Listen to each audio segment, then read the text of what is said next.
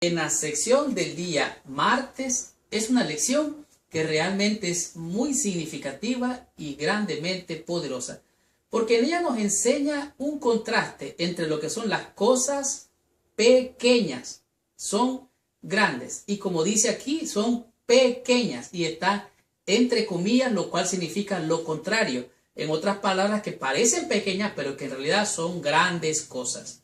Si leemos el libro de Santiago, en el capítulo 3, del versículo 3 al 5, nos vamos a dar cuenta de qué es lo que está hablando en este día la lección. Santiago, capítulo 3, en el versículo 3 al 5. He aquí nosotros ponemos freno en la boca de los caballos para que nos obedezcan y dirigimos así todo su cuerpo. Mirad también las naves, aunque tan grandes y llevadas por el impetuosos vientos, son gobernadas con un muy pequeño timón por donde el que las gobierna quiere. Así también la lengua es un miembro pequeño, pero se jacta de grandes cosas. He aquí cuán grande bosque enciende un pequeño fuego. Oiga bien, aquí el apóstol está diciendo que la lengua es un instrumento, es un miembro muy pequeño, pero que enciende fuego. O sea, tiene un impacto poderoso, pero no está hablando de algo positivo, está hablando de algo negativo, algo que enciende fuego, que le pega fuego a las cosas. En este día dice las cosas pequeñas son las grandes. Me recuerda a mí en la Biblia dice, cazadme las zorras pequeñas, porque las zorras pequeñas echan a perder la cosecha, echan a perder todo el viñedo. Esas zorritas pequeñas, esas palabritas que parecen insignificantes muchas veces son dañinas, son malsanas, son tóxicas. Y de esto es lo que está diciendo aquí el apóstol.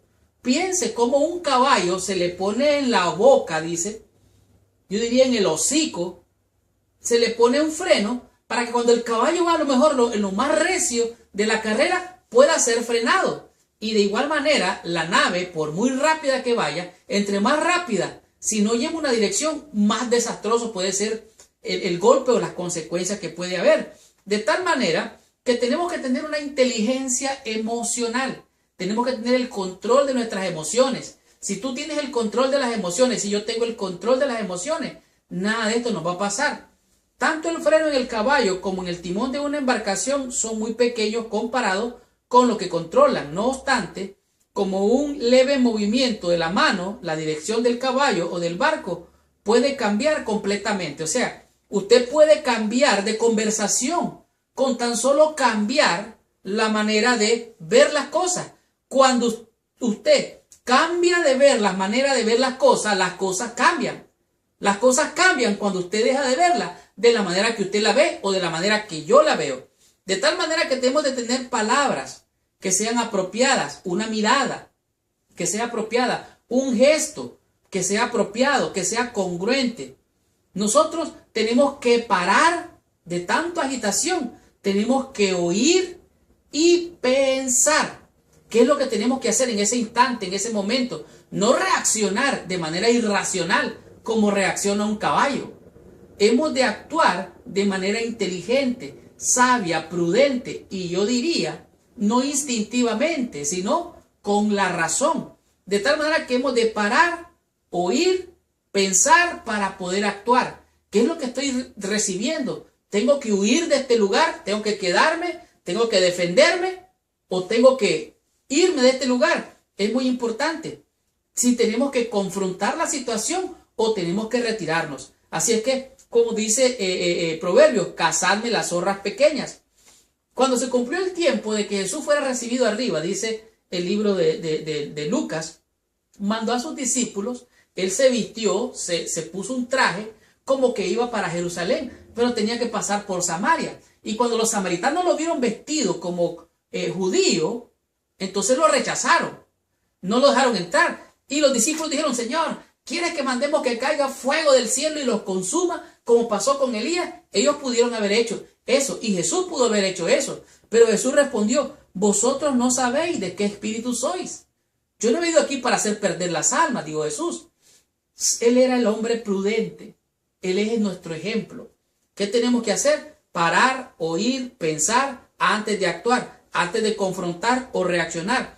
Jesús lo que hizo, porque no fue recibido, él pudo haber confrontado a los samaritanos, pero no lo hizo. Él pudo haber reprendido a los samaritanos, pero no lo hizo. Lo que él hizo fue de manera prudente, sabia, se fue para otra aldea. Evitó el conflicto, evitó el problema.